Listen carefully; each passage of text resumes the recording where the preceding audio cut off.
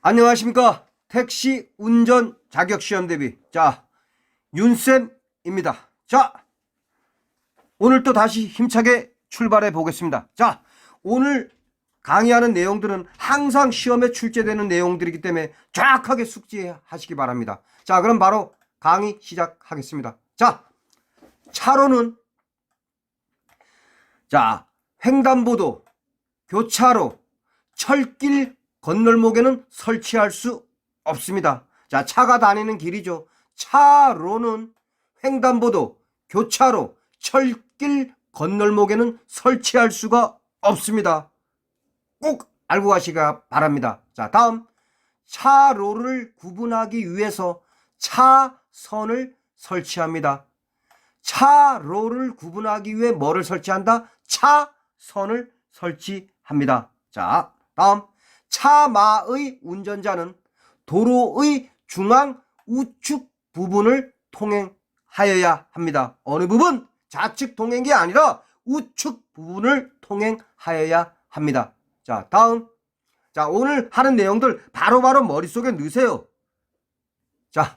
여름철 해안도로, 바닷가 도로죠. 해안도로를 주행한 후에는 세차를 하여야 합니다.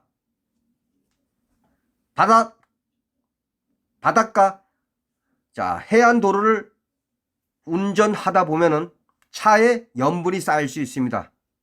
그러다 보면 차가 녹슬 수 있기 때문에 항상 해안도로를 주행한 다음에는 세차를 하여야 합니다. 다음, 우리가 운전하는 동안 가장 중요한 게 뭐냐? 90%는 시각입니다. 눈. 시각을 통해서 우리가 정보를 얻을 수 있습니다. 운전하는 동안 운전자가 내리는 결정의 90%는 눈, 즉 시각을 통해 얻은 정보에 기초합니다. 다음, 폭발성 물질을 자동차 내에 방치할 경우에 여름철이 가장 위험합니다. 알고 계시죠? 기본 상식입니다.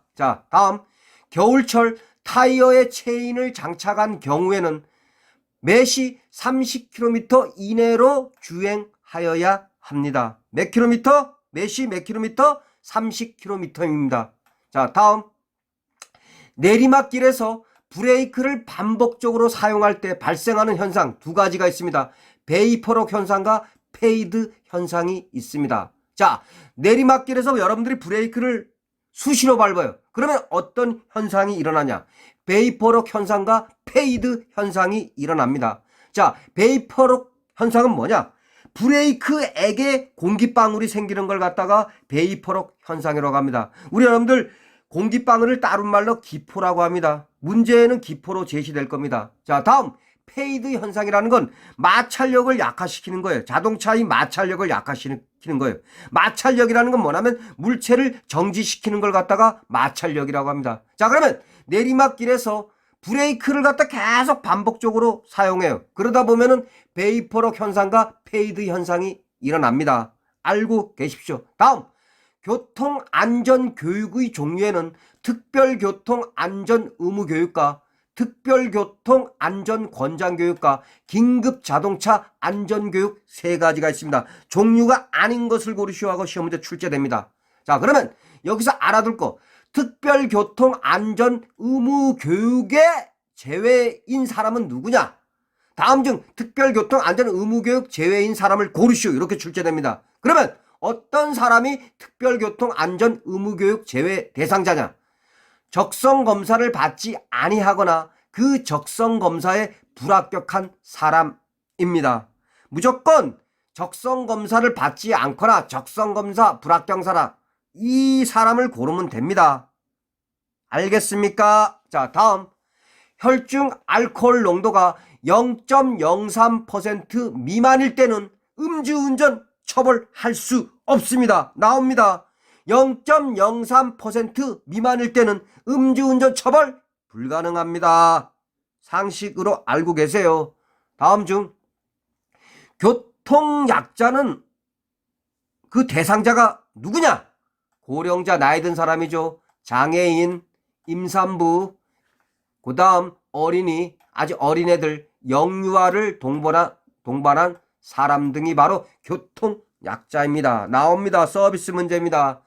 다음, 모든 차의 운전자는 교차로, 터널안, 다리 위, 도로의 구부러진 곳, 비탈길의 고갯마루 부근, 가파른 비탈길의 내리막, 이런 곳에서는 다른 차를 앞지르지 못합니다. 이곳에서는 교차로, 터널안, 다리 위, 도로의 구부러진 곳, 비탈길의 고갯마루 부근, 가파른 비탈길의 내리막에서는 다른 차 절대 앞지르지 못합니다.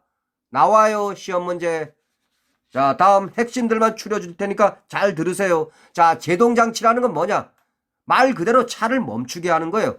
차를 고정시키는 게 바로 제동장치입니다. 제동장치. 자, 조향장치. 내 마음대로 운전을 할 수 있게 해주는 게 바로 조향장치입니다.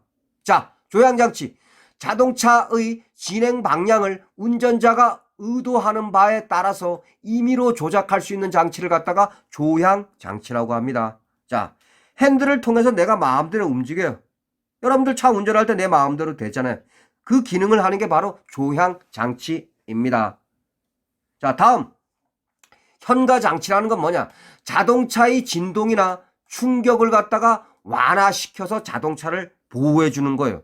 그게 바로 현가장치입니다. 알겠습니까? 자, 현가장치. 자, 주행 중 노면으로부터 발생하는 진동이나 충격을 완화시켜 차체나 각 장치에 직접 전달하는 것을 방지하는 장치가 바로 현가장치입니다. 용어 정의 물어보는 게 나옵니다. 뭐뭐뭐 해가지고 이건 무슨 장치인가, 이런 식으로 문제 출제됩니다. 자, 동력 발생 장치. 자동차에 힘을 발생시켜주는 장치가 바로 동력 발생 장치입니다. 동력이라는 건 힘을 얘기해요. 자, 동력 발생 장치. 자, 자동차의 주행과 주행에 필요한 보조 장치들을 작동시키기 위한 동력을 발생하는 장치가 바로 동력 발생 장치입니다. 자, 다음. 차 바퀴가 빠져 헛도는 경우에는 엔진을 갑자기 가속하면 바퀴가 헛돌면서 더 깊이 빠질 수가 있습니다. 나옵니다, 시험 문제. 차 바퀴가 빠져서 헛도는 경우에 엔진을 갑자기 가속하면 바퀴가 헛돌면서 더 깊이 빠져요. 구렁텅이로 빠져요. 구렁텅이로.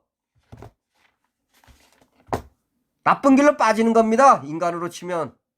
자, 이때에는 변속 레버를 전진과 후진 위치로 번갈아 두면서 가속 페달을 부드럽게 밟으면서 탈출을 시도해야지 차가 빠져나올 수 있습니다. 근데 생각대로 잘 안 되죠? 자, 다음. 고속도로에서 통행할 수 있는 차종입니다. 자, 틀리기 쉽습니다. 하지만 시험 문제 출제되었습니다. 자, 먼저 고속도로에서 편도 2차로인 2차로는 모든 자동차가 통행할 수 있습니다. 시험 문제. 고속도로에서 편도 2차로인 2차로에는 어떤 자동차가 다닐 수 있는가? 제시하겠죠. 이때에는 편도 2차로인 2차로는 모든 자동차가 통행할 수 있습니다. 알고 계십시오. 다음.